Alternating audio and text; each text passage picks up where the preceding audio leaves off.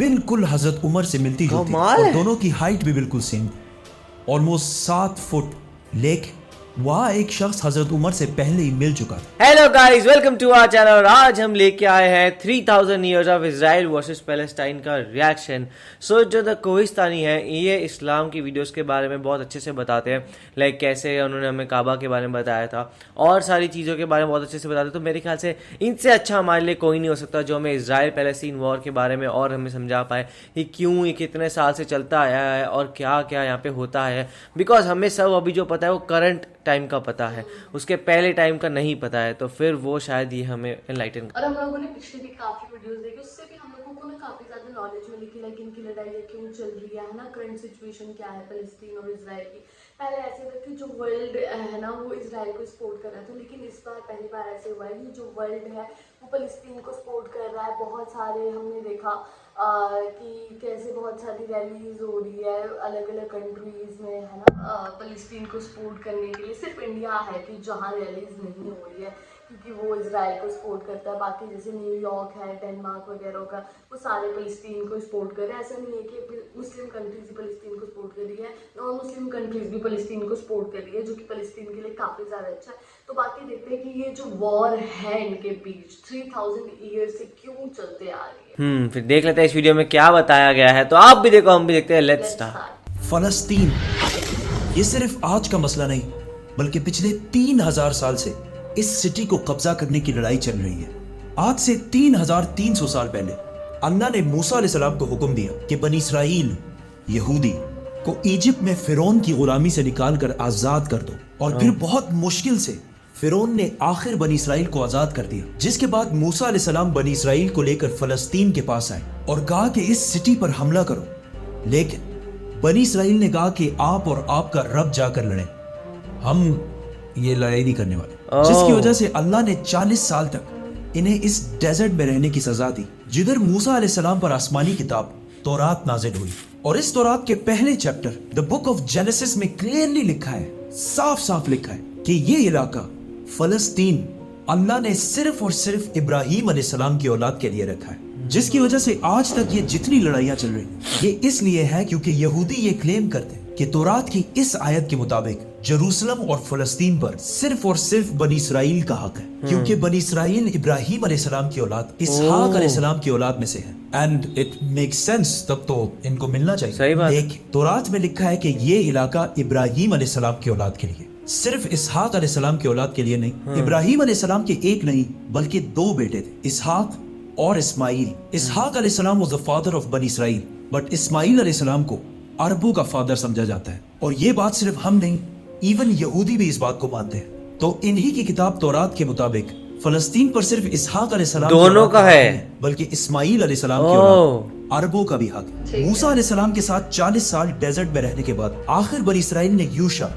जाशुआ की लीडरशिप में फलस्तीन को फतह कर लिया। लेकिन कुछ ही अरसे बाद ये सिटी इनके हाथ से दोबारा निकल गई और फिर अगले 300 साल तक बनी इसराइल इस सिटी को दोबारा हासिल नहीं कर सके। लेकिन 300 साल बाद बनी इसराइल ने दाऊद अलैहिस्सलाम की लीडरशिप में इस सिटी जेरूसलम को कितने सालों तक उनका फोकस यही था। सुलेमान अलैहिस्सलाम ने यहाँ पहली दफा अल्लाह की इबादत के लिए एक मस्जिद, एक टेंपल बनाया। सुलेमान अलैहिस्सलाम के बाद यहूदियों ने फलस्तीन और जेरूसलम पर 400 साल तक हुकूमत की। लेकिन 400 साल बाद बेबीलोन इराक में एक बहुत ही ताकतवर एम्पायर बन चुकी, जिसके बादशाह बख्त नसर ने अपनी एम्पायर को बढ़ाने के लिए फलस्तीन पर हमला कर दिया और जेरूसलम को तबाह और बर्बाद कर दिया और उसके अंदर हजारों यहूदियों को शहीद भी किया और उस टेंपल को भी तबाह कर दिया जो सुलेमान अलैहिस्सलाम ने बनाया था। और जितने यहूदी जिंदा बच गए थे उन सारों को गुलाम बनाकर अपने कैपिटल बेबीलोन इराक ले गया और 70 साल तक यहूदी इराकियों की गुलामी करते रहे। लेकिन 70 साल बाद इराक पर ईरान के एक बहुत ही नेक बादशाह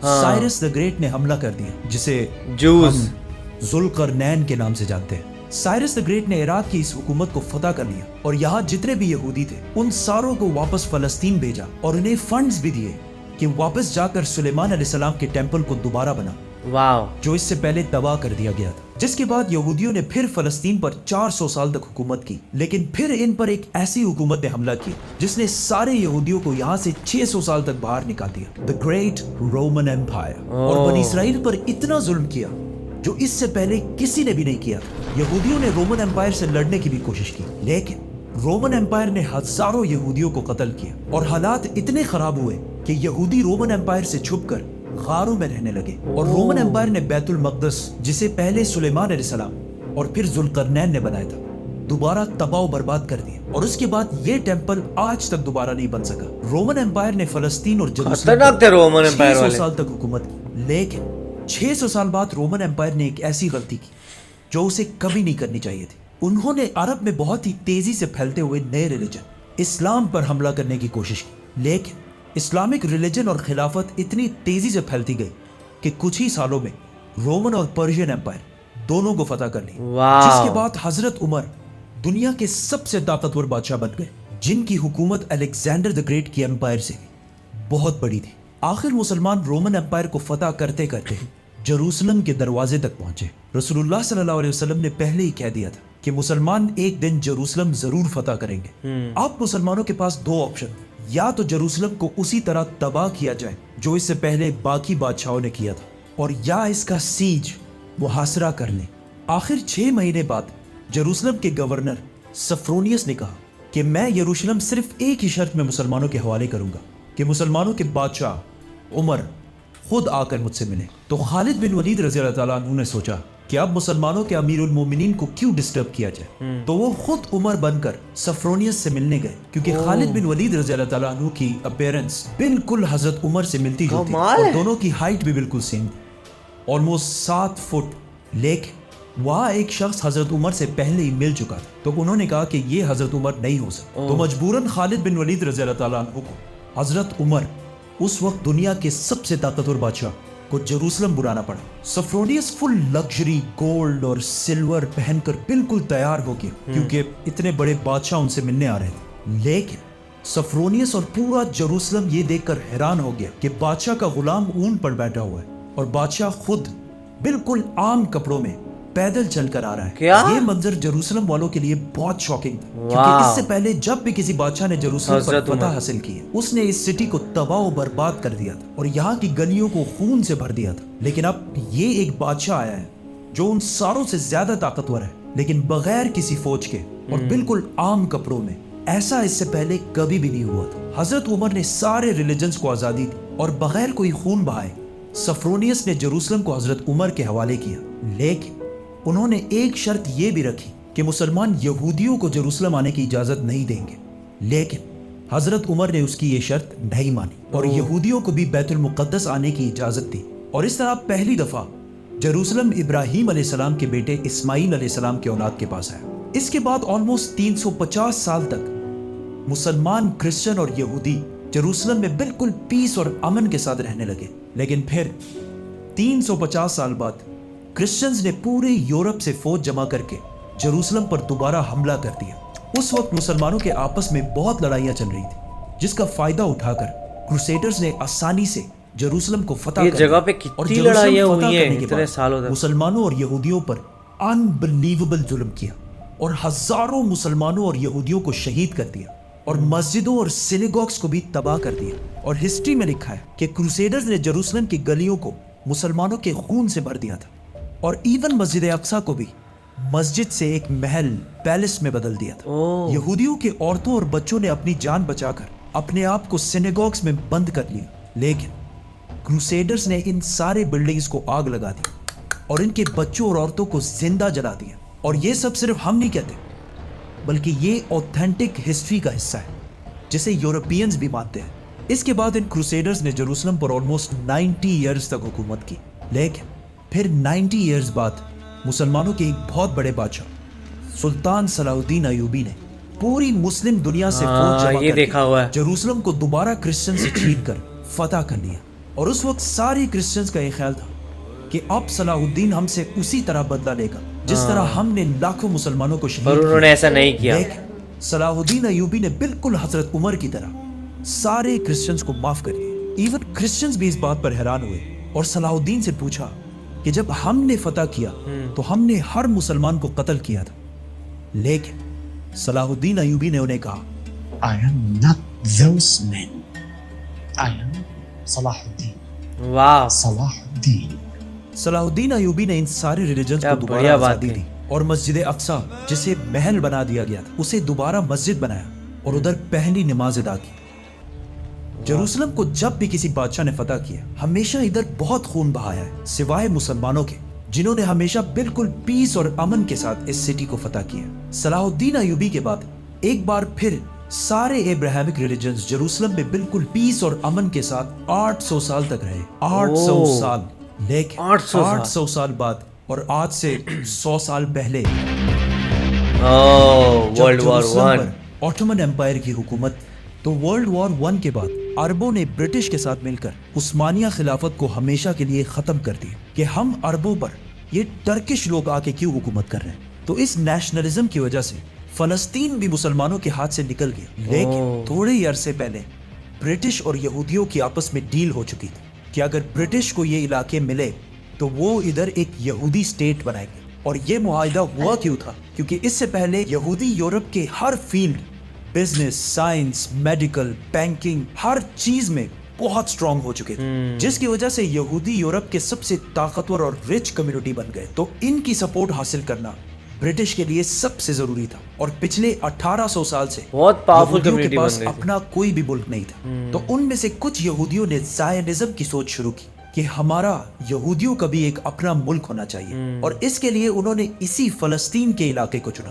اور یہ ملک حاصل کرنے کے لیے انہوں نے ہر طرف سے کوشش شروع کی۔ یہودیوں نے ایون عثمانی خلیفہ سلطان عبد الحمید سے بھی ڈیل کرنے کی کوشش کی، لیکن انہوں نے صاف انکار کر دیا، جس کی وجہ سے یہودیوں کو سمجھ آ گئی کہ اگر اپنا ملک بنانا ہے تو عثمانیہ سلطنت کو ختم کرنا ضروری ہے۔ اور جیسے ہی ورلڈ وار ون کے بعد آٹومن امپائر ختم ہوئی اور فلسطین آٹومن امپائر سے برٹش کی طرف چلا گیا، تو یہودی پوری دنیا سے کسی سیکرٹ پلان کے تحت فلسطین شفٹ ہونا شروع ہوئی، اور فلسطین کے مسلمانوں سے زمینیں ڈبل ٹرپل پرائس پہ خریدنے لگے، کیونکہ پیسہ تو ان کے پاس بہت تھا۔ برٹش امپائر نے بھی بیلفور ڈیکلیریشن میں یہودیوں کے ایک الگ سٹیٹ ہونے کو سپورٹ کیا تاکہ ورلڈ وارز میں یہودیوں کا سپورٹ اور پیسے دونوں حاصل کر سکیں۔ اور اسپیشلی ورلڈ وار 2 کے بعد یورپ میں ہٹلر کے یہودیوں پر ظلم کے بعد یہودی اور بھی زیادہ پوری دنیا سے فلسطین میں جمع ہونے لگے، اور فلسطین میں آہستہ آہستہ لڑائیاں بڑھنے لگی، جس کی وجہ سے UN نے ایک فیصلہ سنایا کہ فلسطین کو 3 حصوں میں ڈیوائڈ کیا جائے گا۔ ایک حصہ فلسطین، دوسرا اسرائیل،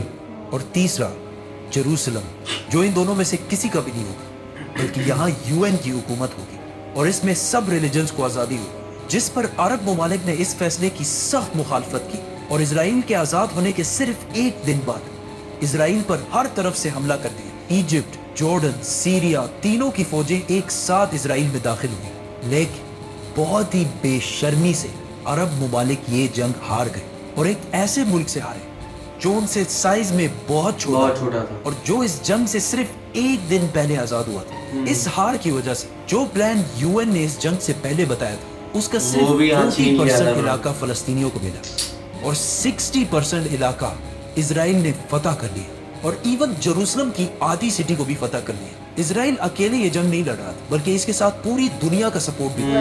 ایون رشیا اور US دونوں کا سپورٹ اسرائیل کے ساتھ تھا۔ اسرائیل نے یہ علاقے فتح کر کے ٹائم بالکل بھی ضائع نہیں کیا، اور 7 لاکھ عربوں کو فلسطین سے باہر نکال دیا۔ 7 لاکھ، جس کی وجہ سے فلسطین میں آہستہ آہستہ یہودی زیادہ اور عربی کم ہونے لگے۔ اس جیت کے بعد اسرائیل بہت سٹرونگ بن گیا، اور پوری دنیا سے اور بھی زیادہ یہودی اسرائیل میں جمع ہونے لگے۔ اس کے بعد یہودیوں نے اپنے آپ کو عرب کے بالکل سینٹر میں ایک بہت ہی مضبوط حکومت بنا لی تھی، لیکن پھر بھی یہ 2 علاقے ویسٹ بینک اور غازہ اسرائیل کے کنٹرول میں نہیں تھے۔ لیکن آج سے آلموسٹ 60 سال پہلے 1967 میں کچھ مس انڈرسٹینڈنگز کی وجہ سے یہاں جنگ ایک بار پھر شروع ہو گئی، اور ایک بار پھر ایجپٹ، جارڈن، سیریا ورسس یہ چھوٹا سا اسرائیل۔ پھر وہ جیتا۔ صرف 6 دنوں میں اسرائیل نے ان تینوں ملکوں کو ہرا دیا، اور صرف 6 دنوں میں اسرائیل نے اپنا سائز 3 گنا بڑھا لیا۔ عرب ممالک دوبارہ اپنے سے ایک بہت ہی چھوٹے ملک سے بہت ہی بری طرح ہار گئے۔ یہ ایسا ہے کہ آج خبیب حزب اللہ سے ہار جائے، اور وہ بھی 2 مرتبہ۔ عرب ممالک کے 2 دفعہ اسرائیل سے ہارنے کے بعد ان کی عوام اپنے نیشنلسٹ حکمرانوں کے خلاف ہو گئی، اور نیشنلزم، قومیت کو چھوڑ کر ایک نئی سوچ کی طرف بڑھنے لگی۔ دا مسلم بردرہڈ، اخوان المسلمون، جو مصر کے ایک اسکول ٹیچر हसनुल बन्ना ने बनाई थी और जो एक पाकिस्तानी स्कॉलर मौलाना मौदूदी के ख्यालात से इंस्पायर्ड है। इससे पहले अखवानुल मुस्लिमून का अरब में सिर्फ मजाक उड़ता था, लेकिन इस हार के बाद अखवानुल मुस्लिमून ने अरब अवाम से कहा कि ये जंगे अरब के मुसलमान नहीं बल्कि ये नेशनलिस्ट हारे हैं जो सिर्फ नाम के मुसलमान हैं, और इनका कोई, जिसके बाद अरब की अवाम इस नए सोच मुस्लिम ब्रदरहुड की तरफ आने लगी। हमास भी इसी अखवानुल मुस्लिमून से इंस्पायर्ड एक ग्रुप है, लेकिन अखवानुल मुस्लिमून वायलेंस के खिलाफ। इस जीत के बाद इजराइल ने वेस्ट बैंक, गाजा और जेरूसलम सब पर कब्जा कर लिया और आज तक ये सारे इलाके इजराइल से दोबारा कोई भी नहीं छीन सका। ये वीडियो आपको पूरा एक्सप्लेनेशन देती है पहले से लेकर अभी तक का,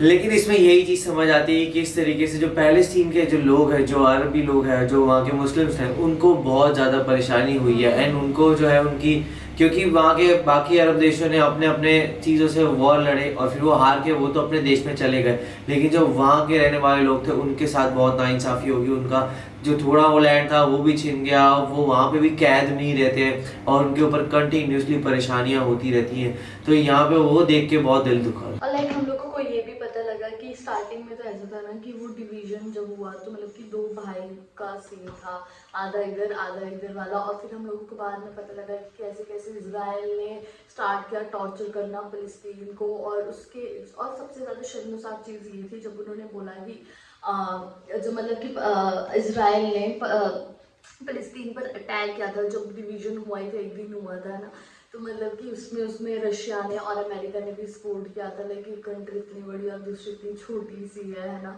तो उसने वो भी नहीं देखा। तो तब से हमें पता लग रहा है कि इजराइल ही जो कर रहा है पूरा वो फिलिस्तीन के साथ कर रहा है।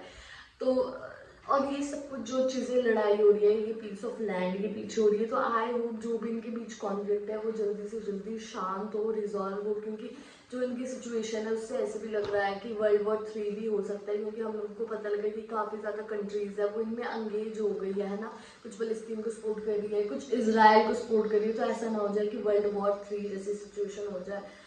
तो बाकी ये वीडियो काफ़ी ज़्यादा इन्फॉर्मेटिव। वही वहाँ के अगर हम पैलेस्टाइन के लोगों का दर्द देखें ना, तो वो लोग बहुत ज़्यादा दर्द में है। एंड उनको देख के ऐसा ही फील होता है कि भाई ये वॉर जल्द से जल्द ख़त्म होना चाहिए एंड फटाफट इसका जो है सॉल्यूशन निकलना चाहिए। तो इसके बारे में आप लोगों का क्या कहना है, आप हमें कमेंट सेक्शन में ज़रूर बताइएगा। तो ऐसे लाइक करते जाइए, कमेंट करते जाइए, शेयर करते जाइए और सब्सक्राइब बाय।